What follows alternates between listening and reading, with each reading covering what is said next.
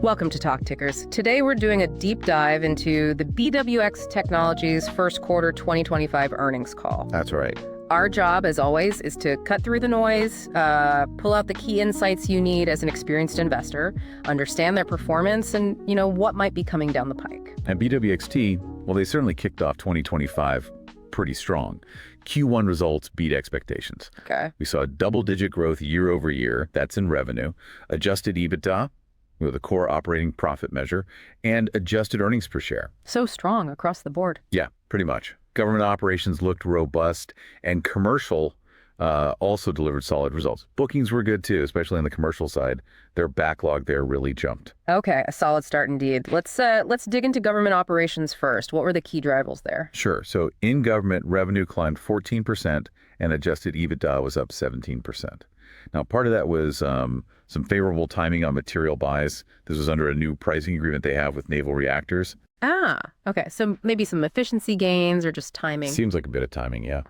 Looking ahead, the current backlog supports, let's say, modest revenue growth for the rest of 25. Modest, okay. Yeah, you got steady production for the Virginia-class subreactors, plus they're ramping up output for the Columbia-class components. Right. And that's helping to offset the planned lower production rates for the older LOL and the Ford-class carrier propulsion systems. Got it. So a bit of a mixed shift happening. It sounds like their government work isn't just naval stuff, though. No, absolutely not. Big news this quarter was winning the management and operations contract for the Department of Energy's Strategic Petroleum Reserve. That's significant. Wow. And there's more. The NNSA, that's the National Nuclear Security Administration, they intend to award BWXT, the DUCE contract, Domestic Uranium Enrichment Centrifuge Experiment. DUCE. Right. And it's on a sole source basis. This is all about developing domestic uranium enrichment. Critical capability. Exactly. Plus, they finished the transition for the Hanford tanks contract. They're leading that now.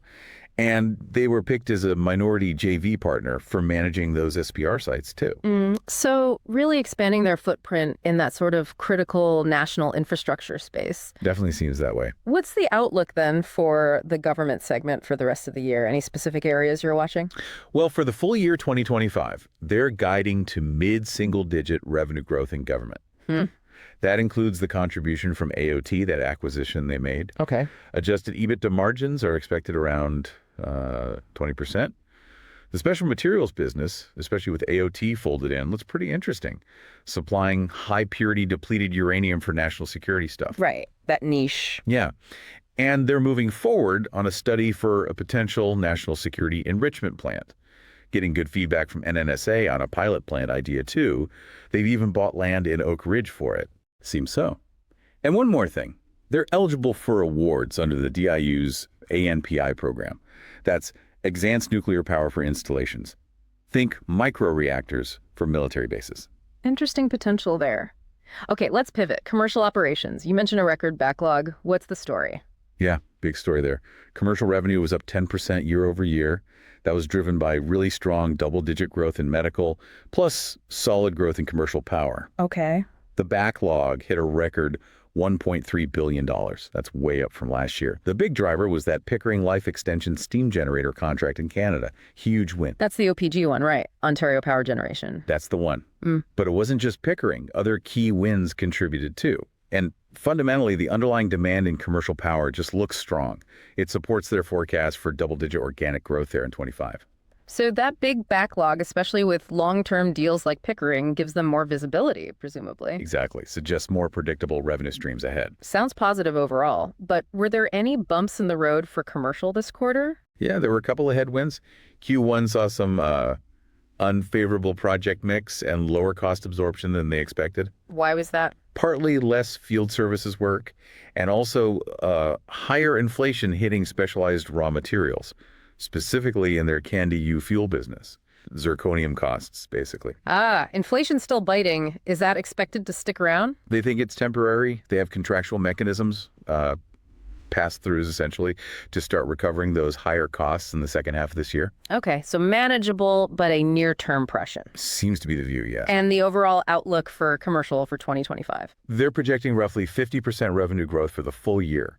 That's a big number. 50%. Yeah, but remember, that includes strong double-digit organic growth in power, over 20% growth in medical, and contributions from the Kinetrix acquisition that's closing soon. Right, Kinetrix. The life of plant services, folks. Exactly. Now, because of those first half raw material cost issues, the full year EBITDA margin outlook for commercial is leaning towards the lower end of that 14-15% range they gave before. Okay, a slight trim on margin expectations then? Seems so. But on the plus side, the Cambridge plant expansion is actually ahead of schedule. That's going to boost capacity by almost 50%. And Kinetrix should close by mid-year, as planned. Yeah. Good progress on capacity. Let's zoom in on BWXT Medical. You said double-digit growth there. Sounds like a key growth area. It really does. Medical had a solid Q1, double-digit growth in revenue, and adjusted EBITDA, primarily driven by their PET diagnostic products. Scanning materials. Right. And they're sticking to their full-year guidance of over 20% revenue growth for medical. And are there any potential issues like those tariffs we hear about? They're watching potential tariffs on radiopharmaceutical stuff, but right now they're exempt under the USMCA trade agreement. So, okay for now. Good. And importantly, they're making progress on perfecting their TC99 meter product, technetium 99 meter.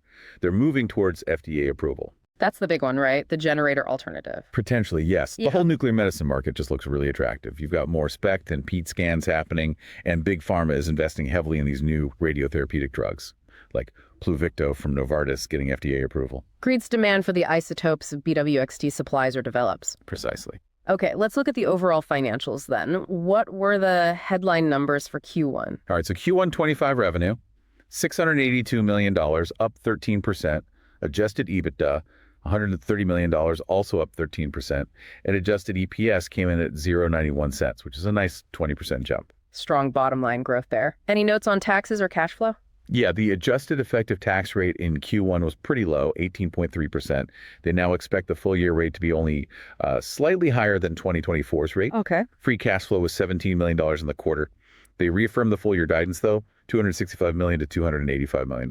So back-end weighted cash flow, typical. Yeah, sounds like it. Okay. CapEx was $33 million in Q1, and the full year expectation is still 5% to 6% of sales. And they reaffirmed all the main full-year guidance points: revenue, EBITDA, EPS, free cash flow. Yes, reaffirmed across the board. Yeah. But they did signal that Q2 is likely to be the lowest earnings quarter of the year. A little over half the full year EPS is expected in the second half. Okay, so something for investors to keep in mind regarding the quarterly phasing. Definitely. It feels like a lot of BWXT's story is tied to these bigger macro trends. What did they emphasize there? Yeah, they certainly lean into that. Key drivers remain strong, they say. Things like, global power competition, the big push for decarbonization, and just generally rising demand for nuclear tech in different areas. Defense and energy security. Right. U.S. shipbuilding, the naval nuclear fleet, overall nuclear modernization. These are top government priorities that directly benefit BWXT. And on the commercial side? Customers are making long-term investments in nuclear power. They need it for growing electricity demand and hitting those clean energy goals. Plus, the current administration's focus on energy dominance has a strong nuclear component. The energy secretary has been very pro-nuclear lately. So strong tailwinds from policy and demand. That's the picture they paint, yes. Okay, so let's try to synthesize this. What's the essential context for you, the experienced investor, looking at BWXT after this call? Well, I think the key takeaway is this strong start to 25, plus that really robust backlog. It points to a resilient business. They're plugged into these big long-term trends: energy security, clean energy, nuclear medicine. Right. That big jump in the commercial power backlog, especially with Pickering, gives them a solid foundation for future revenue growth. And the government side looks like it's expanding its scope. Yeah, the SPR contract, the intended DUCE award. Yeah. It really highlights their unique position and growing role in energy security for the nation. Okay. But investors should watch those commercial headwinds. Definitely keep an eye on the raw material costs. But the fact they expect contractual recovery later in the year provides some comfort. And BWXT Medical, the progress there and the market opportunity, that remains a really significant potential growth engine. And the reaffirmed guidance signals confidence. Exactly.